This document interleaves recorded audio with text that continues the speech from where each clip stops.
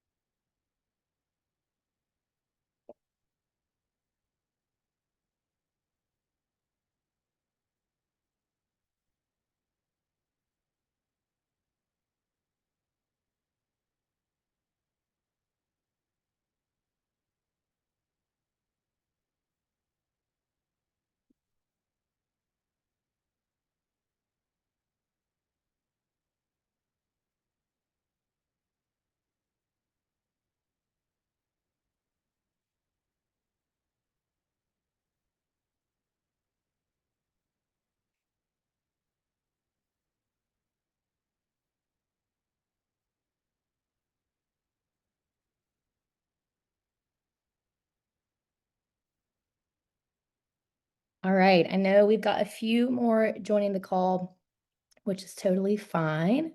In the interest of time, I will go ahead and get us kicked off here with some introductions. So welcome everyone to our very first Tire Talk webinar of the summer. For folks who may be joining us for the first time and may not know, this is something that we offer as a part of our parent and family orientation experience here at Clemson. I should have first said that my name is Casey Ford, and I serve as the interim director of student transitions in the Center for Student Leadership and Engagement. And so, in addition to each part of new student and family orientation, which we will talk about in detail this evening, we want to make sure that we include this virtual option for a number of reasons. So we know that while some of you may be joining us on campus this summer at our Ready, Set, Roar experience and may have had a chance to engage with our academic partners in other ways, that this is a timely session as we kick off the summer and kick off what we call our orientation and advising experience, and that there are many pieces to that. And so the focus of tonight's session will be ensuring that you understand each part of that experience and that you feel best equipped to support your student as you move through this transition. A couple of housekeeping items as we get into this session. So we'll do a bit of an overview in just a second and give our panelists a chance to each introduce themselves. They will offer a presentation of content to offer you, again, that overview of the orientation and advising experience. And then we will have the chance at the end to field any questions, get those answered for you, and offer some closing remarks.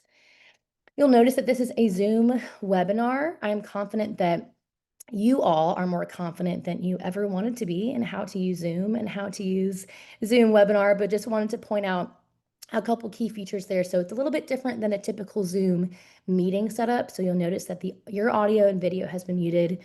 You hopefully can only see our faces, so the panelists and hosts there on your screen. That is to make sure that we can keep the focus on our presenters, make sure that we're able to get through each piece of our content, and make sure that you leave with all the information that you need. Had a question earlier about this. The session is being recorded right now. So if you need to jump off early or hear from some other families who maybe want to catch up on this content later, it will be recorded. We will upload that to the Clemson Family Programs YouTube page within the next week. And then we share out each of those recordings through the Clemson Parent and Family Experience portal. So a couple ways to reference this later on. Finally, last little piece about the Zoom webinar setup, you'll notice a Q&A button on your toolbar there. If you will please direct all your questions through that feature specifically, that helps us be able to all look in the same place for those questions, make sure that we are getting those answered in the same place, and then we will use the chat to share out any links or relevant information as we move through the presentation. All right, with that, I will transition over to our panelists to offer some introductions, starting us off, Matthew Boudreau. Hello, everyone. Good evening. My name is Matthew Boudreau, and I have the pleasure of serving as the Assistant Director of Orientation here at Clemson within the Events, Visits, and Orientation team. So I work closely with all of our campus daily visits, with our admitted student, prospective student events, and then finally that orientation piece. So the main part of my job is to help facilitate all of the onboarding processes for our first time in college or transfer students coming to Clemson. Good evening. My name is Kayla Gartner. I am the Assistant Director of the Academic Advising Center for the College of Behavioral, Social, and Health Sciences, and I am also an academic advisor for communication and sports communication students. Hello, my name is Jessica Martin. I am the Director of Undergraduate Academic Advising Coordination within the Academic Success Center. So you might hear about the ASC through tutoring, academic coaching, or through my unit to help make sure that students and advisors are both aware of advising expectations. We can make sure everyone has a great experience at Clemson. Hello, everyone. I'm Katie Black. I am the Director of Advising and Registration for the College of Agriculture, Forestry, and Life Sciences. So I work with our 12 academic programs and then also specifically work with our undeclared students in the college and change of major. So we're excited you're all here tonight. Awesome. Thank you all. All right. And kicking off our content is new student and family orientation with Matthew. All right, y'all. So Casey did a really great job this afternoon of explaining that orientation here at Clemson is a process. I like to think of it sort of as a living organism or something that is alive and well that has many parts to it.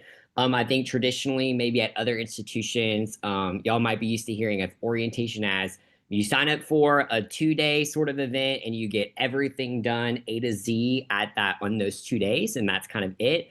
Well, here at Clemson, we have a little bit of a different way of going about our orientation. So here's sort of the process laid out to you all here, and we'll go over each one of these steps. So if you could always go back and think of each of these steps as incrementally and think, okay, here's where my student might be at in this process.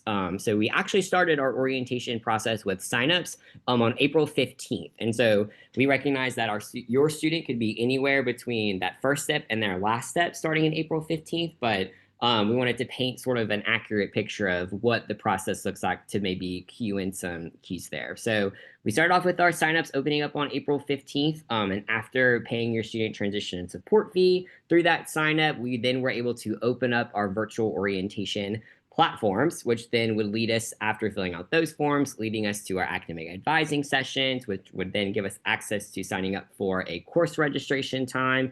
And then finally, we'll kind of give you a brief summary of what our in-person experience looks like as well. So going through it, this was the first piece of communication that you and your students might have received about starting the orientation process. So something to highlight here is that we do try to mirror our student communications to their email addresses along with our parents and supporter emails as well, to make sure that you all are receiving similar, if not the same information, to make sure that you all are on the same page. And in that email, we tried to make sure that you all understood and were able to see step-by-step sort of what our overall process is, and to make sure that your onboarding experience for your student was successful or is going to continue to be successful throughout the summer. So our first step really is going into your admissions portal. This is always the central hub of if you are not sure, if your student is not sure of where they are at in this lengthy process. This is always a good landing page for you all to exist on to kind of see where am I at in the process. So if you'll notice on the home page of the admissions portal is this orientation tab in the middle there. Yeah, we can go next slide, Casey. Once you go ahead and click that tab, you'll be able to kind of see sort of, I say that. Before you go ahead and click that tab, you'll see also the enrollment checklist at the beginning too. This again is a snapshot of sort of a list action items of here's what will help, what I need to do in order to successfully be onboarded again to the institution. So here's always a good solid preview of where you might be at in the process. And then once you click on over to the orientation tab, Typically, that first purple bar right there will give you sort of the step in which you are at along the way, with some additional information at the bottom about our in-person, supplemental, yet still optional, in-person orientation experience, which we'll get to in a little bit. So when in doubt, if you ever are concerned with your student about where they are in their process or kind of want to keep up with them, have them show you their checklist or have them pull up the orientation tab, and there will be a prompt there kind of guiding them through what their next actionable step should be in the orientation process. All right, so this is sort of the first form that they would have filled out or maybe still need to fill out. It's our first little sign-up form that basically just indicates to us, yes, I'm ready to start this journey at Clemson and I'm ready to start my orientation process, which then follows them up with paying our student transition and support fee. This is a university administrated fee that's administered through the orientation process that goes toward a wide variety of resources to help support your student in their time here at Clemson. It is a one-time paid fee. Let's see, from there, they will get access to our virtual orientation module. So something that I've been hearing this year is that it seems like there's some rhetoric around, well, I'm going to do virtual versus in person. Wanted to clarify that our virtual orientation modules are required by every student. This is something that all of our incoming students will have access to, can gain access to, and we built in some things inside of the form that will continue to move them on through the process. But once they get the link to this after paying that fee, they'll be able to log in with their student credentials and then go throughout the modules themselves. And our guests and supporters on the webinar, as you can see, there's a guest login there as well. So we've mirrored and tailored similar content for you all on how to best support your student, and kind of you'll be able to see what they are seeing in virtual orientation as well, to where you won't have to ask them a million questions. You can go in through the portal, experience what they see, to where maybe you can get your questions there answered there for yourself. This is sort of like an overview of our section. So there are, let's see, like 7 sections here in our virtual orientation. And what's super important is that this covers everything A to Z in Clemson. If you can think about a question, a resource, what is something that you do for students? How do you support students in XYZ way? I guarantee you it's probably in our virtual orientation module somewhere. This is a campus-wide collaborative effort to really put all of the vital information for a student to be successful here at Clemson, all sort of in one landing page. If you all can think of sort of those HR modules that you might do in your work, this is sort of the similar sort of way. It's really a really fun, interactive web platform to teach students and to teach our supporters what life is like here at Clemson. What's super important about our virtual modules, at least in the process of orientation, is that the student, in order to move on to that next step, so sign up, paying your student transition support fee, going through your virtual orientation modules, our students need to make it through at least the academic section, so the second section, in order to see their pre-advising form, and which is here. So this is the last slide that the student will see when going through their virtual orientation modules. You can't miss it. Big stop sign that says, hey, please stop right here because there's an actionable item for you to do. If y'all can see, there's a link right there that says completion of this form. To click here, that will pop out our pre-advising form, which is a requirement to fill out, that then signals to our academic advisors, hey, I've done my virtual orientation modules, I've read up on my content, now I'm ready to be advised. So completing this form and submitting it successfully is super vital and super key. And this is a little snapshot of what this form looks like. So ask sort of questions A to Z that would help our advisors make some informed decisions about what classes would best suit them based off of if they're living in a living learning community, based off of certain placement exams, test scores, what credits are they coming into the institution with. This is a form that the student can pull data from that the institution has, but can also self-select and self-input as well in case we don't have something for some reason or they haven't gotten those results in just yet. I feel like there's usually some panic sometimes around this form of, what if I don't fill this out 100% accurately? What's going to happen? That is okay. This form, again, is a helpful tool for our advisors to make some informed decisions, but at your advising appointment with your academic advisors, who I'm sure will go into this way more in depth on the call, they will obviously take into consideration every single tool and every single facet of the student's experience and make sure that they make an informed decision.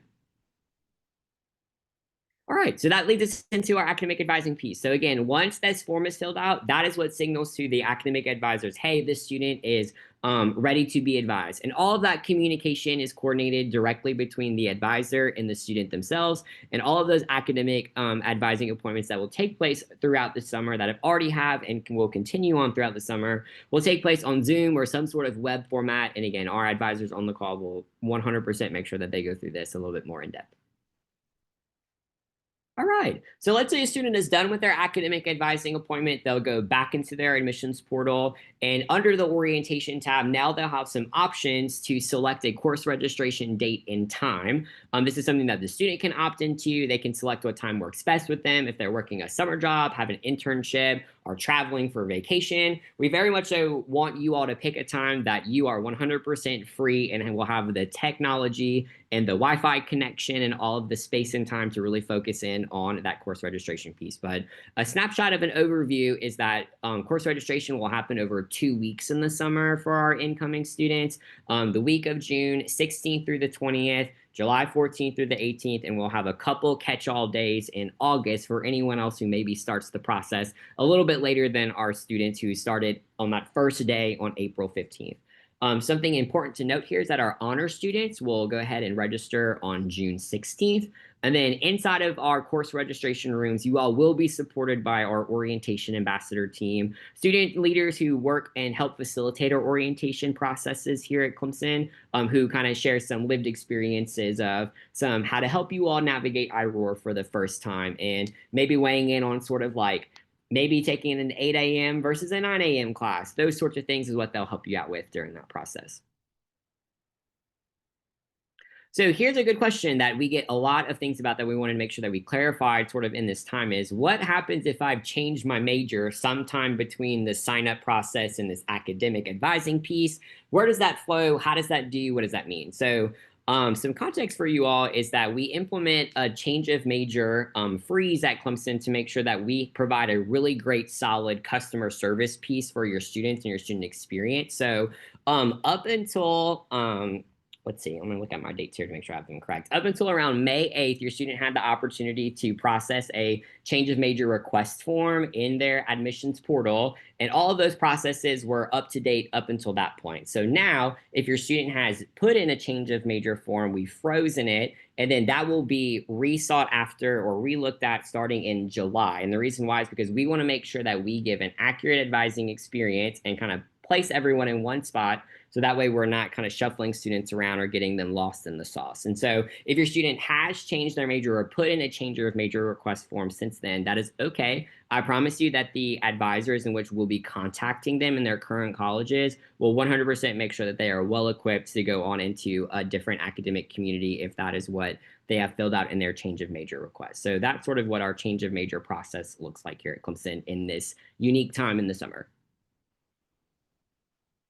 All right, so my favorite subject, Ready, Set, Roar. So this is our in-person orientation experience that we have here at Clemson. Again, I mentioned earlier that this was an optional experience, which is true. All of our required orientation onboarding experiences at Clemson can be done virtually, but we do recognize the importance of still having a tangible in-person experience to build community here at Clemson for our incoming students and their parents and supporters. So that's where Ready, Set, Roar comes into play. So this is our 2-day in-person orientation experience here at Clemson that takes place all throughout the summer.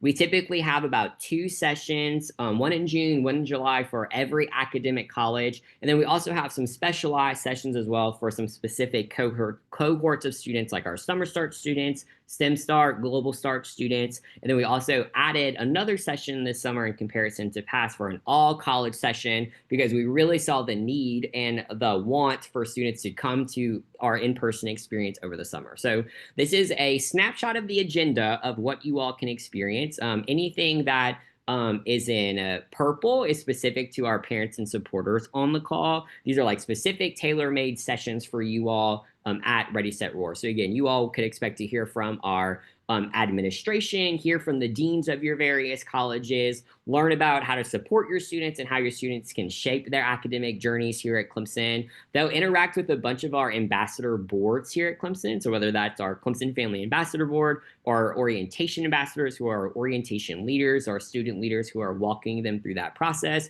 whether that's through their small group or helping them get from place to place all over campus. You'll hear from a variety of campus departments and resources and attend some really fun socials and have really great ways to interact not only with your student at orientation, but also with faculty and staff, and then with other families and supporters who are coming through as well. So 10 out of 10 would recommend. If you all can sign up for our Ready, Set, Roar experience on the admissions portal under the orientation tab. We still have plenty of spots left for the rest of the summer. So if you all would like to go ahead and sign up then and are able to, then we definitely encourage you all to attend our experience. And here's a snapshot of our days. So as again, like I said earlier, we have a very busy calendar in the summer with running sessions. As you can see on this day, we just concluded our first session, which was a hit, I might add. So our team is very excited to continue this process going on throughout the summer. And like I said earlier, we have at least 2 sessions every summer per academic college with, again, some specialty focuses there.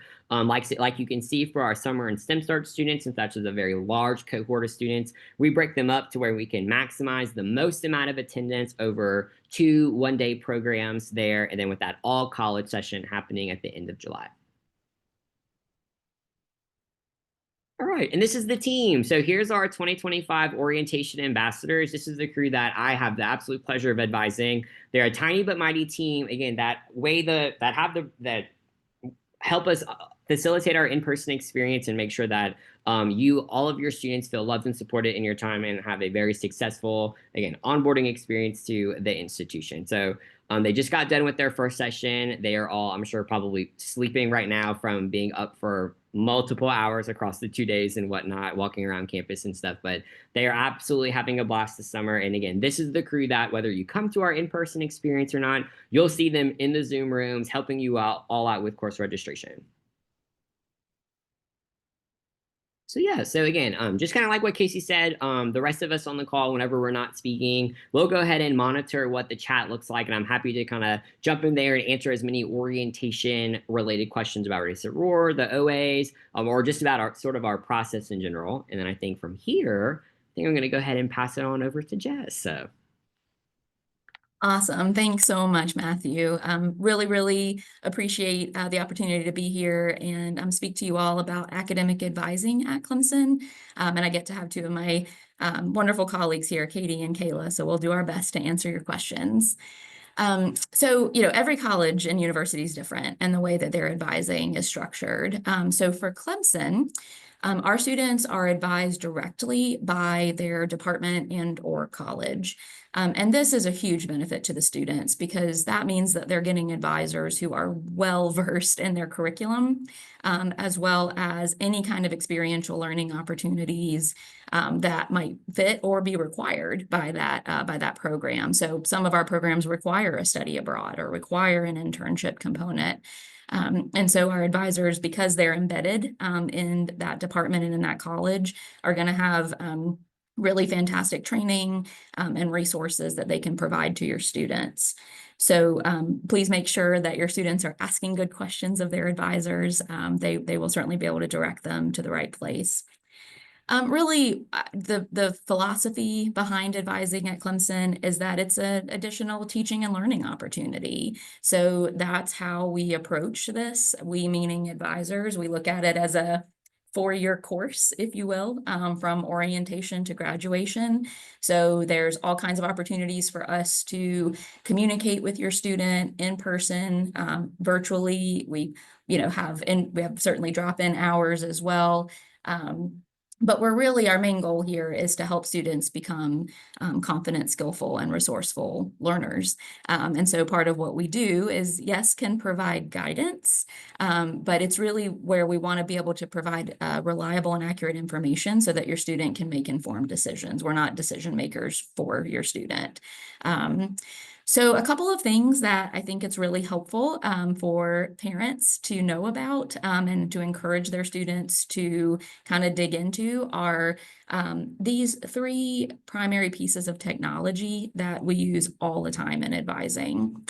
The first is iRoar, which is our student information system. And you probably already heard about iRoar, or maybe have even interacted with it if you paid bills. But iRoar is where students will register for classes, where they can view their transcript, where they can view their financial aid, their grades, and very super importantly, can apply for graduation. So of course, at the end of all of this, right, that's what we're all hoping for. CU Navigate is another program, and students can download that as an app directly to their phone. This is the enrolled student communication system. So this is where academic advisors will put in notes for their student. So after a conversation has happened, advisors are trained to document that conversation so students can review it, can have an opportunity to correct any information or ask additional questions. CU Navigate also has a ton of features that are super beneficial to encouraging student support. So for example, there's a hand raise feature. So if a student has a question and they're just not sure where to go or who to ask, they can click that button and it will provide some curated content to help get them to the right person, or even just provide the answer for their question. There's also a feature called Study Buddies, where students can connect with other students in a class who are looking for study partners. It's a quick way to view their class schedule or to get in touch with their advisor or their support, their student success team in general. So their advisors will be listed as well as their faculty for that semester. So it's a really great program. We highly, highly encourage all of our students to go ahead and get that downloaded ahead of day one. And last but certainly not least is DegreeWorks. DegreeWorks offers a degree audit that allows your student to see what courses they're currently enrolled in, what courses they have left to take, and what courses, of course, they're completed for their degree progress. And so as Matthew mentioned, we know students change their majors, that's all right. And so DegreeWorks offers a really great system called a what if analysis. So it's just another tab that's within that program. And so if a student is interested in changing a major, adding a minor, adding a double major, changing an emphasis area, they can run a what if analysis, and it will show them how their current courses will count or not count for that program, so that they can go into that appointment with their advisor kind of having that information in their back pocket. And then of course their advisor can help move from there. So, it's okay for students to wonder what another major might look like. We certainly encourage that. And I can't tell you how we all use DegreeWorks and the what if analysis. So going ahead and getting your student comfortable with that and encouraging them to become comfortable with that will just, set them up for success. Certainly, last but not least, college has changed a lot. Certainly, since, I was there and definitely in the last 5 years. There are new federal procedures, there are Clemson University procedures, there are departmental and college requirements. So one of the ways that I think makes a lot of sense to think about advising is that your student's academic advisor is almost like a general practitioner in a way. So your advisor can assist with a lot of things, can help do some diagnostics even, ask some questions, kind of do some probing, right, with your student. But we're not all knowing. And so I think it's important to help your students understand that sometimes referrals will happen. And that's a good thing because some things require a specialty person to know. So for example, study abroad, right? So it's awesome for your student. Please tell them, ask them, encourage them to let their advisor know if they're interested in studying abroad or doing an internship. The earlier we know about that, the better. The advisor will refer that student to study abroad, to Career Center, to financial aid, for example. so that we can definitely make sure that we're offering a coordinated care concept to your student and making sure we get them in the right direction. So advisors are absolutely excellent resources. We want to be that first point of contact for your student. We're also referral agents. So if you can just help us manage that expectation, we'd really appreciate it. And so from there, I think I'm kicking it to Kayla. Thank you, Jess. So I love analogies. Those who work with me know that I love analogies. So I thought that the best way to describe how to best support your student, is if your student is learning how to drive again and they are going to the driving school specifically. So of course, when they're learning to drive, the student is in the driver's seat. So that is what we want, when it comes to academic advising. So we want the student in the driver's seat. We want them to make the decisions and to be fully engaged and to be their best advocate. Because I tell my students all the time, I have done this already. So I have already done my journey. This is your personal journey. I cannot give you all the answers. I can certainly help, but at the end of the day, this is your journey. So speaking of guide, that advisor is in the passenger seat. So we are the GPS, we're the navigator. We're going to help guide them, but it's up to them whether they turn left, turn right, go full speed, or hit the brakes. That is up to the student. And the parents, sometimes we would love you in the back seat. Sometimes we just want you at home to ask them how their driving lesson went. And by that I mean, we understand that you are putting a lot of time and effort into this, but again, this is your student's journey. And a lot of the times, I can speak personally from my advising appointments, students are very anxious. And a lot of the times they are anxious because they say, well, my mom wants me to do this, or my dad wants me to do this, and I'm not sure what I want to do. And it honestly just causes a lot of anxiety for the students. And sometimes they don't know how to answer for themselves. They will say, well, what do you think? Or my mom thinks I should do this. What about you? So we would love for you to encourage, we would love for you to support them, but to also remember that this is their journey, and to encourage them to be an advocate for themselves. I remember when I was in college and I wasn't sure what to do about a situation, and I called my mother. We talked it out, but she did not reach out to the advisor or the professor or email. She did not reach out to them. She said, "This is your journey, so you will need to learn to speak up for yourself because I will not always be there to do so. So this is a learning moment for you." And I will never forget that. And I tell my students the same thing. Um, I always tell them, like, we are also human. We are not robots.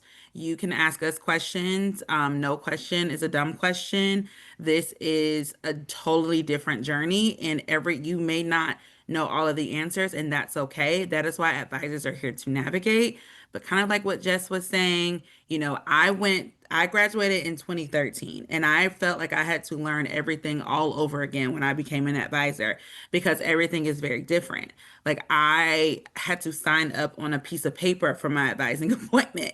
Like that, everything is very, very different. And so I understand that you want to try to give your students advice, and we greatly appreciate that.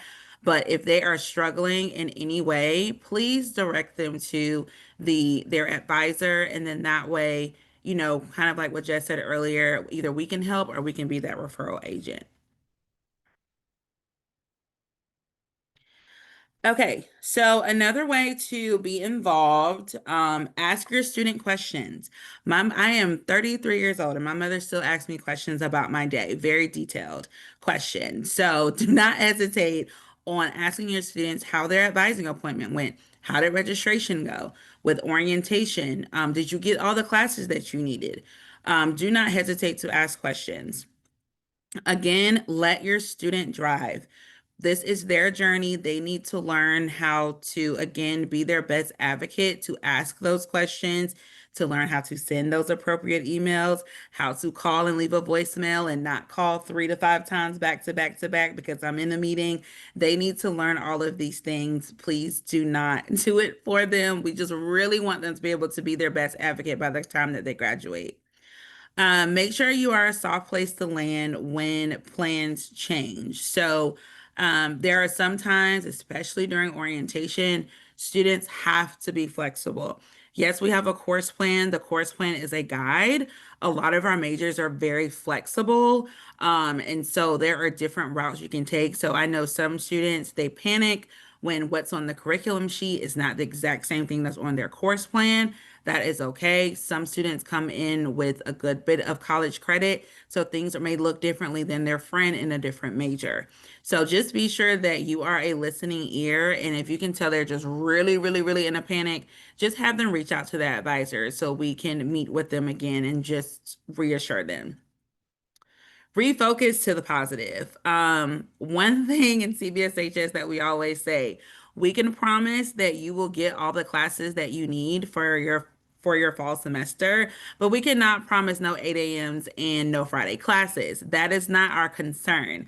Our concern is to make sure that we are moving through graduation or towards graduation progress, because that is our goal. So if a student is upset about their schedule, I would ask, did you get everything that you need? It seems like you maybe didn't get your ideal schedule, but the classes are going towards graduation, and that is our focus.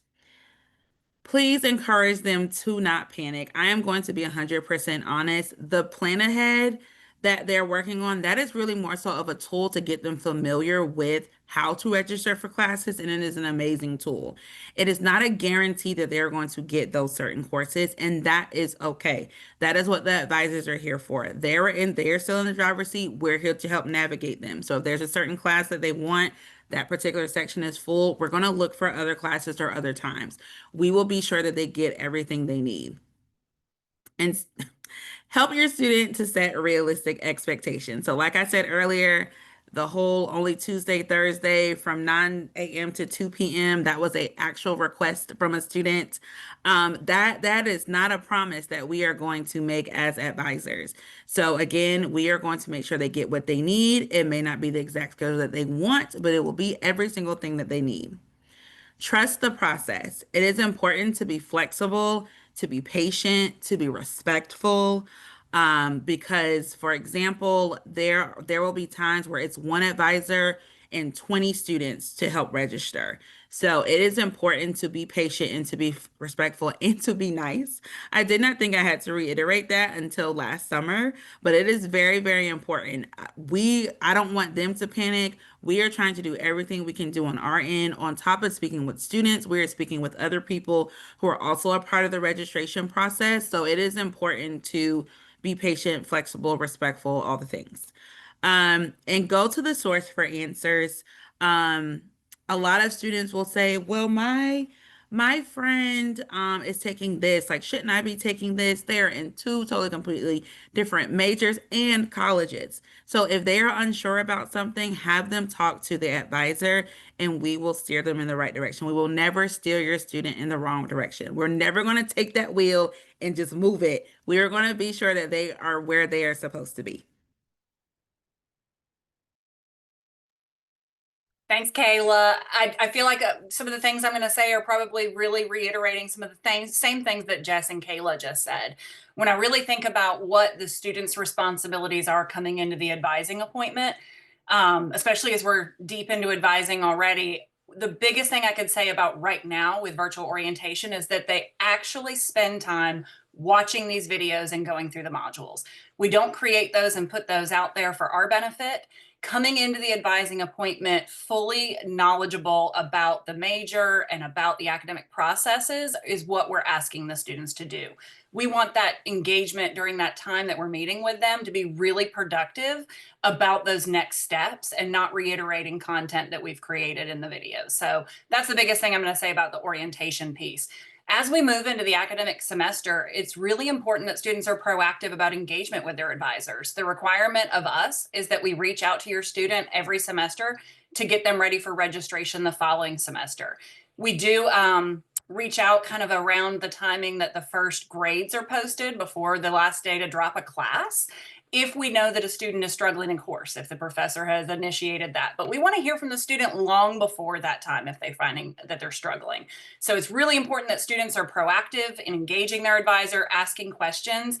Emails are great, but I feel like I work at an email factory someday. Schedule an appointment and walk in the door and meet with me. Sometimes it's really hard to read between the lines, even in an email, about what the student's really asking. Make appointments, come in person, sit down with me. I love an in-person meeting. It really helps me know where the student's coming from rather than talking to a black Zoom screen if they join virtually.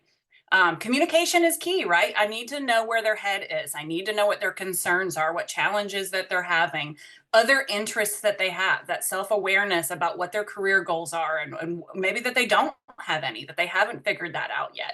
All of those things are really important from the student perspective. The other thing, reiterating what Kayla said, is at the end of the day, the student is the decision maker in this process. We're going to guide them through, but we are not going to make the decisions about the things that students are doing, the major that they're going to be in. They've really got to own that process and be accountable for everything that they're doing. And we give students all the tools to do that with the platforms like DegreeWorks. As an advisor, the responsibilities that we truly have is to create that environment where a student feels comfortable coming in the door, talking with us, giving students the guidance and advice about the policies and procedures that we know here at Clemson. And I'm only reiterating what others have said. We are going to be a farm that sends you out to other resources.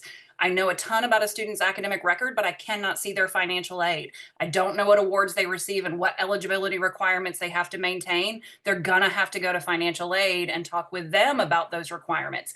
Every student is different, and there's no way that I can be a financial aid advisor and an academic advisor and a career advisor and cover all those bases. So we're going to farm you out to other offices for good reason. Those are the experts.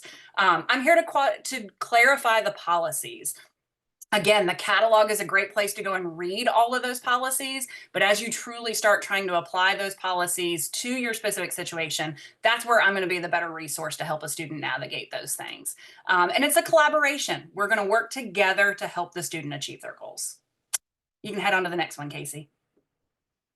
And Jess talked about a couple of these. I'm just going to go over. These are all words. I feel like you need a whole lesson and glossary to understand all the words we use in academic advising, especially at Clemson. iRoar is the powerhouse that I am in daily. I'm already logged onto it here, sending things to you. iRoar is where the student can get to DegreeWorks, which is what audits their actual credit against the degree that they're in, as well as what Jess said, you can run a what if for other degrees and play around with adding a minor. What I love about DegreeWorks is everything is clickable. So you can then see what courses have prerequisites and how those prerequisites build. You can actually see right now if classes are being offered in the fall when you click on that. So really helpful. The student can access their own advising profile in there that tells them about their credits, their class standing, if they have any holds on their account. It's also where a student can access their transcripts. So unofficial transcripts are downloaded from there. This is also where they would put in requests for academic forgiveness and all of these things that we do. iRoar runs the ship. CU Navigate is the scheduling platform. It's what we are communicating with students through. It's where all of my advising records on a student are housed. So every time I meet with a student, I'm going to put their notes in CU Navigate. So if they don't remember what we talked about in an advising appointment, they can go back to CU Navigate to find those notes. And that's really helpful too when students are transitioning between majors and advisors. We're ensuring that they're getting that consistent experience. The academic catalog is what we all used to walk around with as a printed book, and mine was dog-eared and tagged, and I wrote in the margins. Everything is online now, and academic catalogs are just as important as they were when they were physically printed, and I don't see that students use them enough. So I'm going to really reiterate that students have to go to that academic catalog. They have to be sure that they're in the catalog year that they are assigned to. Students can potentially change catalogs depending on a new program coming out or a new minor. And that catalog is the rule book they follow. And so that's one of the things I have to look at every time I talk to a student is what catalog are they in? So what rules are they following? Because those can change from year to year. Clemson email, I mentioned, I feel like I work at an email factory some days. One of the things that I see students struggle with the most is managing their email inbox and understanding how important communications are going to be coming through that email address. So helping your student understand how to navigate that email inbox and how to use filters and different things, different rules that help them to kind of elevate and prioritize certain emails from their advisor, from their faculty that are teaching their classes. Everybody is going to send your student emails, and it is going to be overwhelming. And it's really easy to ignore and just delete, but that doesn't excuse that a student missed an appointment or missed something because they didn't see it in their inbox. Canvas is the platform where all of the student coursework is going to live. So as students are working with specific courses, the majority of our faculty are going to load content in Canvas. I'm not going to say, though, that all faculty do it. I've got a couple of older folks in my college that do not use Canvas at all, and that always sends students into a tailspin. I don't see my class in Canvas. Doesn't mean that, you know, it always is going to be there. Clemson.edu, there's a search bar up in the top right. Every policy, everything we're talking about, you can find by putting into that search bar in the top of Clemson.edu. So sometimes I also feel like I'm a really elaborate Google machine. It's really easy to just search for some of the things that students may email about. Start there first, and then email your advisor for clarification. Couple other just confusing terms that we throw at students. CU1000, there's a whole video in virtual orientation about CU1000. It's the intro course for all new students. And it is an extension of orientation. It's a way that we're going to teach them more things about Clemson throughout their first semester with us. The SC Reach Act is an academic requirement that students have to meet to graduate. So we're going to be talking about that and how to implement that in their degree. Students may be coming in exempt from that credit requirement or have credit for it. Course program of study is part of a process through the Federal Financial Aid Office. So that's something we're going to be talking about with students if they are using federal financial aid, that's something important to know. FERPA is the federal law like HIPAA that prevents us from talking to anybody but the student about the student's academic record. I can't even answer the phone and confirm to a parent that a student is enrolled at Clemson University. So there are FERPA requirements. Students can request that advisors do release information. There's separate FERPAs for every academic college, every academic office at the university. So just because you've signed a financial aid FERPA doesn't mean that you've signed an advising FERPA. So all of those are things that your student initiates. There's things like a bachelor's of arts and bachelor's of science and double majors and minors and for academic forgiveness. All of these terms are really confusing. And this is where I really encourage students to start with the academic catalog and reading through all the things in the catalog that might help them to understand this. Again, I'm not here to read the catalog to a student. I'm here to help clarify what's in the catalog for a student. I think that's all I got, Casey. Awesome. So finalizing the academic advising portion of the presentation, just a couple things, Katie mentioned for sure, email, that's the primary way that we communicate with students. Please encourage your student to check their clemson.edu email once they've got that set up, and that will be talked about in those advising or in those virtual modules for orientation. Also, as Kayla mentioned, etiquette's important. It is. So your student is speaking to professional staff members at a university, sometimes to a faculty member as well. So a couple of just, quick things like, again, I would treat it kind of like you might a healthcare system, right? Where if you have an appointment, your advisor has set aside time and done prep work to meet with your student. And so it's really important that that student keep their appointment. I mean, we all know things come up and that's fine, but to cancel, with notice, so that another student can take that spot and the advisor can have time to prep for that other student. We get emails all the time like, hey, I need help. Well, that's, that doesn't give us a lot to go on, right? So your students will also each have a CUID number. It's very, very helpful if they can include that in their email. That helps us to make sure we are pulling up the correct student, that we are able to find that student quickly and then able to help them faster. And of course, the student name. And just, again, professionalism, right? It's not a text message, it's an email. So we're learning together here. Like I said, advising is definitely a learning opportunity, a teaching opportunity. So we take that seriously and we start that from day one. A couple other things just for advising and registration. One of those terms, like Katie was talking about, the alphabet soup, is VPN or virtual private network. This is discussed in the orientation modules that your students are watching, but in order to register, your student must have download the VPN client on their computer. So the VPN is what allows them to access iRoar, which is where they'll register for classes. We do that not to make your life difficult, we promise, but because because iRoar has a ton of student information in it, and we have to keep it secure. So that VPN is an added security layer. So please make sure that your student has that downloaded on the device that they'll be using for registration. They will not be able to register if they don't have VPN. As we also mentioned, most of the advising appointments are conducted via Zoom. So just making sure that you've tested Zoom ahead of that advising appointment so that things are ready to go. Many advisors are sending this out in their information, but just as a reiteration, please make sure that or encourage your student to make sure that they are in a space where it's quiet, not in a car, not joining via phone while they're on a walk.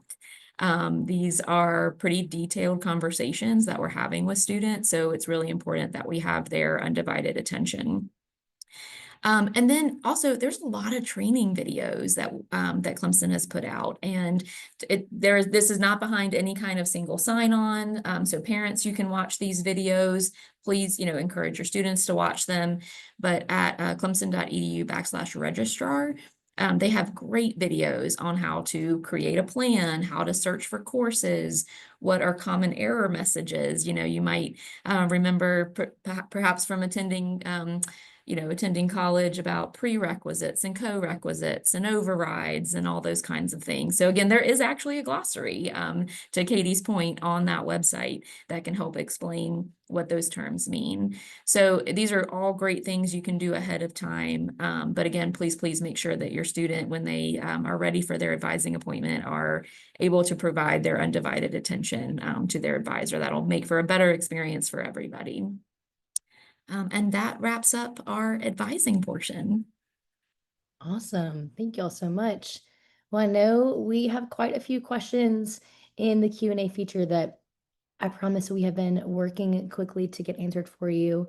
A few of them, though, I think will make best sense to answer out loud, kind of for a lot of folks who have asked those questions. So as I try and sort of categorize those for us, Matthew, a lot here on the Ready, Set, Roar front. Can you speak to a few questions and comments about capacity for our Ready, Set, Roar sessions, maybe what families can expect on that front and where they might look for any change in those numbers, please, sir? Yeah, totally. So, our program does have a capacity limit for our students and guests. And so, as you all might have seen in your portals, especially for those larger colleges that some of your students might be a part of, those sessions might have filled up. So an example would be for our CCAS students. Those were some of our first sessions to fill up in early May, even after opening up our sign up on April 15th. So typically our larger population of students in their colleges will fill up those sessions a little bit faster. And so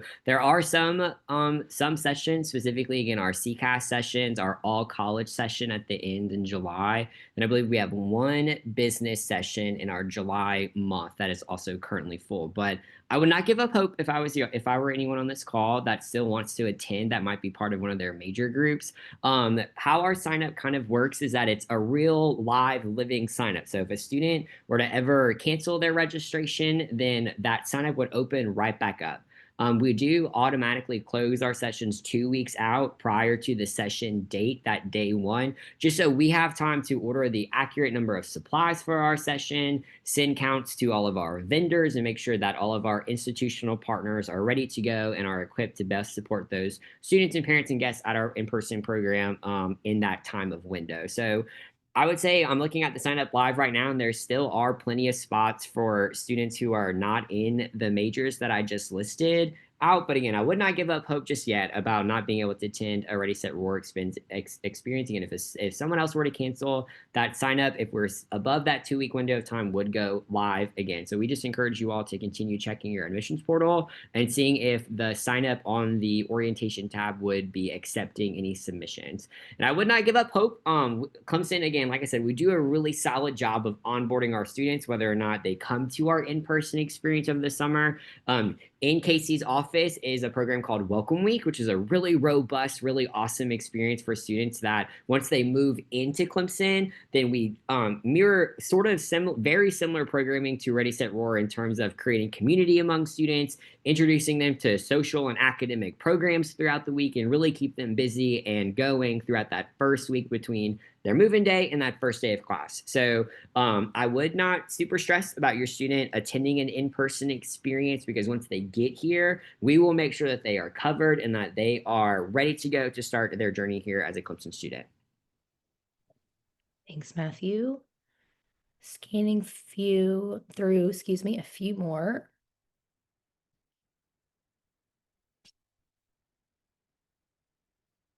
I'm looking. Matthew, I think you started to answer this, but it might be helpful to just speak to, I guess, just a reminder of the parent family portion of Ready, Set, Roar. Yeah. What family expects on that day? Yeah, great reminder. So, so how we divide up sort of our schedule for Ready, Set, Roar is we have what we call a student track, and we have a parent and guest track, or a supporter track. So there are some sessions in our entire schedule where you will be right there next to your student, attending those larger, big sort of sessions with a lot of keynote speakers and whatnot. But then we'll break y'all off into very specific programming pieces that are tailored to sort of your role and how to support a student. So we keep our parents and supporters at Ready, Set, Roar just as busy as the students are. So you very much so will have your own schedule throughout the time and your own concentrated programming to help sort of narrow in the focus of how you can support your student. The general schedule for Ready, Set, Roar can be found on the orientation website. And then as we get closer to your session on the CU Events app in the Ready, Set, Roar guidebook, if you are signed up for Ready, Set, Roar, you can click through a little bit more of a detailed schedule there. And again, those will be published the closer you get to your session. So if you open the app and see that you don't have any information related to your date yet, that is okay. Again, that app sort of runs like a conference app. It's more so used for while you are here in the program, but you can look at it previously to kind of get a little bit of a snapshot of what's going on. But our abbreviated schedule can be found on our website. And the link to that website that Matthew mentioned is in the chat there, a few links back. So if it's helpful to scroll through a day one agenda, you'll see some of those highlights as well. Will you remind us, Matthew, the cost of attendance for Ready, Set, Roar? Yeah, so it's $115 for students and $80 per guest. And that is inclusive of meals throughout the program. That's inclusive of the overnight stay in the residence hall for the students. That's inclusive of all of our supplies, all of our shuttle buses that we run throughout the entire 2-day program. So various things that kind of go into that cost of attendance. But those are the costs, $115 and $80 per guest. Gotcha. And then a couple of questions about some specific, session dates. Just to reiterate, as Matthew kind of explained, the way that you access that information, that is all going to be found through the student's admitted student portal. So based on your student's major, those are the sessions that they will see. If you are not seeing some specific sessions that you're looking at, that would be intentional. So if you have some questions or need clarification on some specific dates that you were thinking through, I would direct you to Matthew, but that is where you should be looking for those specific session dates, as well as any other orientation information as well. All right, scrolling through here. Matthew, might you share a little bit about summer start Ready, Set, Roar sessions? Yeah, so our summer start cohort of students, we divide up their sessions into 2-1-day programs based off of their academic college. So in order to see a majority or a solid majority of that cohort of students, that's the best sort of methodology that we have to make sure that we take our 2-day experience and we consolidate it in 1 day. And then on that opposite day is when their student will have sort of like their summer start, led by the summer start staff meeting. So they still aren't engaged throughout their entire time before they start classes. But it all depends just on what your student's academic college is, what day they would go specifically for summer start. So, and that will all be reflected in the admissions portal. Under the orientation tab, you should only see one date to select for our summer start STEM start students for their program, and there we're automatically funneling you to that one specific day to sign up. Thanks.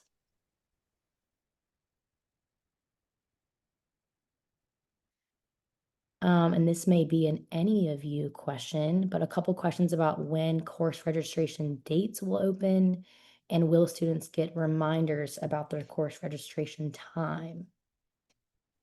Sure, I'll take that one, and maybe Matthew, you can help correct me. So there are 2 registration weeks, and then students are assigned a specific time ticket.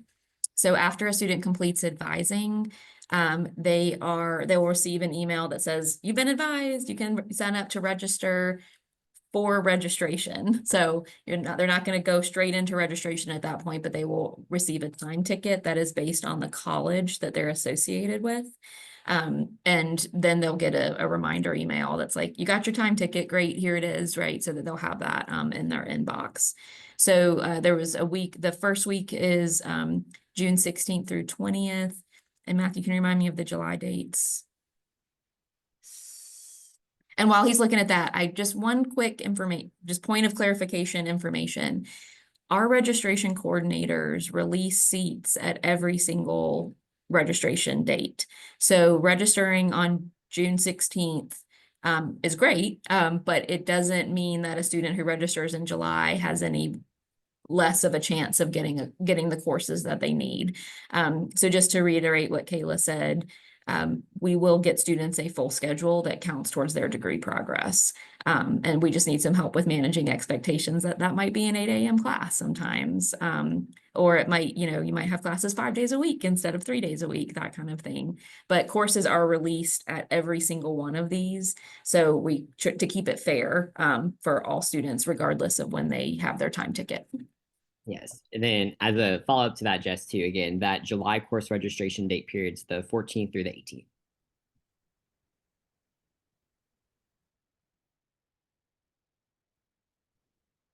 Awesome. Thank you all. Let's see. Everybody's asking such great questions in the chat. Yes. I'm doing my best to try to keep up. Keep them coming though, guys. I know there's been a lot about the Ready, Set, Roars. I'm kind of leaving those for Matthew to answer.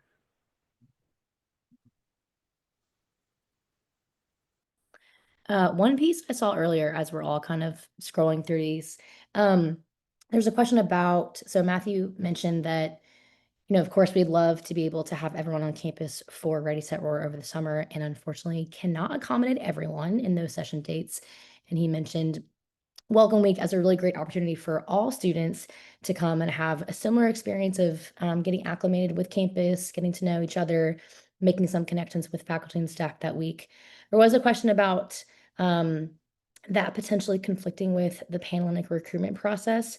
I have great news for you. We are fully aware that those 2 things are happening at the same time, and we work really, really closely with the Office of Fraternity and Sorority Life to ensure that both of those things can happen. So if you have a student and you know that that they are interested in participating in that process, but you want them to participate in as much of Welcome Week as possible, we really have worked it out so that they can. And so some of the kind of highlights, and we'll talk about this in a later webinar, but some of the highlights of that Welcome Week experience are our new student convocation program. So kind of our academic kickoff to the semester, in addition to a few other key events that we really, really ask all new students to participate in.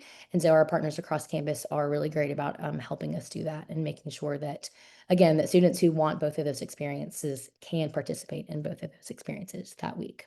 Good question there. A couple of questions about fees. Matthew, do you mind clarifying student transition and support versus Ready, Set, Roar? Yes. So the student transition and support fee is a university administrated fee through the orientation process. But since our in-person experience is an optional separate experience, that does come with its own cost of attendance. So student transition and support fee is a university fee, and then our Ready Set Roar cost is a cost of attendance to attend the program.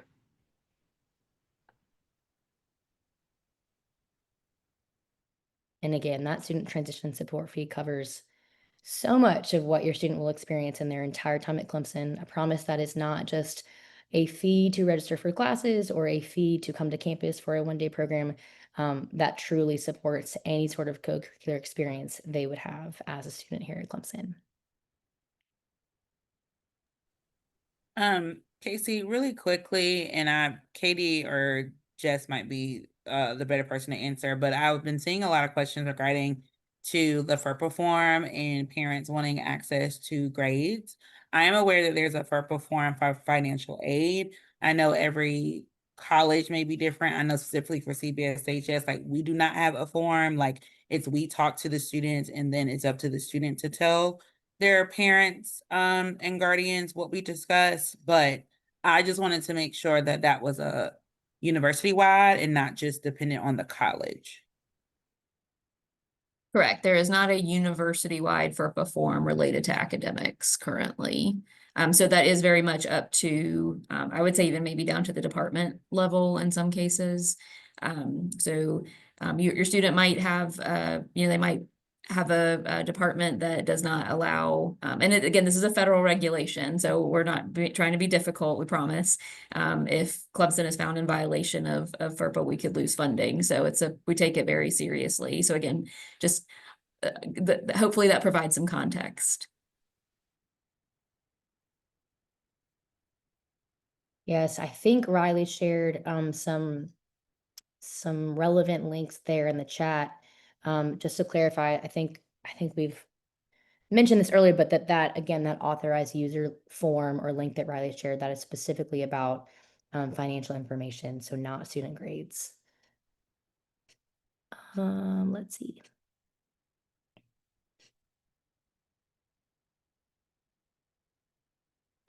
A couple of questions about students who I see one who's going to be in Peer and Wise, a couple others who are doing some other programs over the summer. Matthew, I'll tag you in for your kind of perspective there. I would offer that if a student is going to be on campus for a program like that, and also they could not attend that Ready Set Roar session, that would be okay, that you're going to get a lot of that supplemental information through that pre-arrival program that you're going to be a part of with many of the same faculty and staff members who you might interact with during that program. And so certainly would not stress about that. But Matthew, any other thoughts on whether or not someone should attend both of those experiences? No, I think you hit it on the head there. Sweet. Let's see. I think we covered summer start.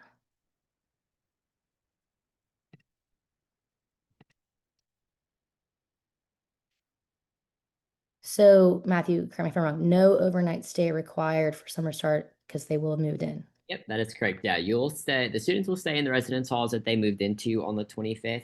And then I guess to clarify that cost of attendance, our summer start students will pay the same price as the guest as our guest cost for their Ready Set Roar for our summer start STEM start students, since they are not paying to stay in the residence hall overnight. So that's why that $80 will look different. So summer start, STEM start, and I believe our global start students as well will all pay $80. And then one piece on summer start that I meant to ask you earlier, do you know the college breakdown of those two summer start days? Yep, let me pull it up real quick. Okay. So I had a question in the chat at some point asking about those 2 days. When we talked about the Ready Set Roar session date slide, you will have noticed that both June 26th and June 27th were listed as summer start session days. So that's correct. That is our attempt at accommodating all summer start students split into two groups based on their major. So Matthew will share what that breakdown is. So it looks like all of our students attending on the 26th, so that Thursday, will be students in the College of Business, the College of Science, our College of architecture, art and construction, our College of Arts and Humanities, and then our exploratory studies or our undeclared students. And then on day 2, it looks like we have our CAFL students, our CBSHS students, College of Ed, and then our CCAS students will attend on Friday. So that's sort of the breakdown of the 2 days. And again, in the students admissions portal under the orientation tab, we automatically funnel them to the right session. So there is no way for one of those students to sign up for the wrong session. If they are an enrolled summer start student, they should only be able to see one date option to sign up. And so just to clarify for a couple folks who asked about that, the specific question I'm looking at, should parents attend both sessions 626 or 627? You would just attend that session that your student is already assigned to. So those are 2-1 day, however we say it, 1-day programs, a little bit different from our other Ready, Set, Roar sessions, which are a day and a half.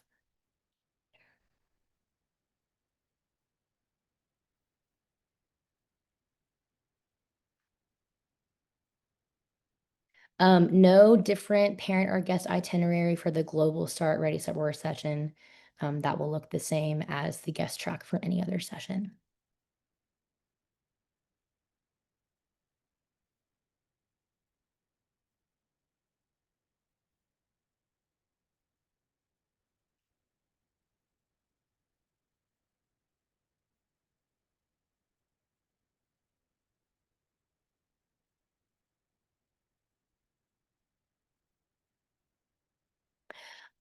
It looks like Katie is answering this welcome week question. I'm just gonna tag team you. The piece of clarity I would offer there, and I apologize, y'all, I should have included a welcome week slide on here. Welcome week is August 13th to the 20th. However, we know that 13th through the 16th are our move-in days for the fall. And so while we start providing programming, we start providing some social opportunities for students on the 13th, any of those pieces of welcome week that I referenced earlier, where we really try to have everyone all together. So that convocation piece, something we call Clemson Leader Day, our big entering your photo on the football field, any of those kind of signature programs, all of those happen after the final day of move-in. So those first few nights, the 13th through the 16th, we will have programming available. We'll have movie nights. We'll have some, laser tag in the library, because why wouldn't we? We'll have some various opportunities like that in those evenings for folks who are moving in kind of as they move in throughout those first few days. But any of what we would kind of consider for lack of a better phrase, the meat and potatoes of Welcome Week, kind of the main big events, none of those will start until move-in has officially concluded. And so don't want you all to be fearful that you are missing out on any part of that experience.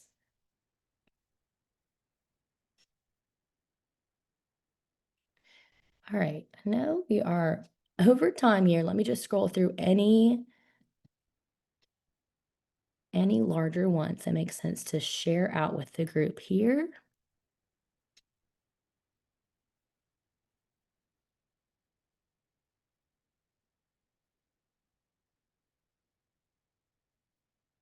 All right. I think we have addressed a lot of these. I'm going to let our panelists do another kind of scroll through some of these. As I mentioned to a few of you in the Q&A feed, we know that we may not get to all of these questions today, and that's okay. This will generate a report for us of any of the questions that we may not have a chance to get to. And what we can do is spend some time making sure that we follow up with you all after this. And then when we share out the recording and final Q&A feed, we can make sure to share any of those answered questions that we missed. I did see a few questions asking about this recording, and so I wanted to make sure that we offered one more reminder as we wrap up here. So again, this session, along with all the others this summer, is being recorded. That will be uploaded onto our Clemson Family Programs YouTube page. Riley, if you wouldn't mind throwing that link in the chat real quick as well, that would be awesome. So you'll be able to see our playlist of all of our Tiger Talk webinars, where those will end up this summer.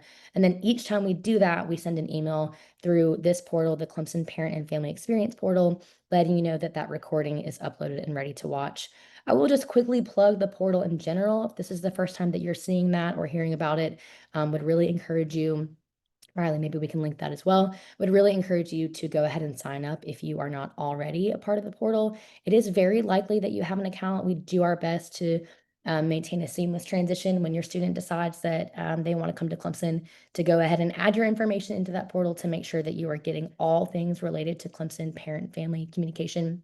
But if not, would encourage you to do so. We've got a community feature on there called the 2025 Parent and Family Orientation Community, so that information like this is not something that you're hearing just once, but is set up and staggered for you throughout the summer. So anything, again, as we approach those course registration weeks, as we approach academic advising, as we get closer to move-in and welcome week, we've got some reminders and some content set up to be posted in that portal a few times a week, pretty much now until August when school starts. So would encourage you again to sign up for the portal, and that is also where you will find these recordings. Let's see. Yes, we'll find that recording. We'll send that out in the next week. In our remaining time together, just wanted to plug the rest of this series. So our next webinar is actually tomorrow at 2 o'clock. So if you have questions about financial aid and student billing, none of us on this call are experts in those topics. However, folks who are will be joining us tomorrow at 2 o'clock, and then actually 2 other additional times this summer. So if you have questions specific to your students' financial offerings or anything about paying bills, would strongly encourage you to join us for that session tomorrow.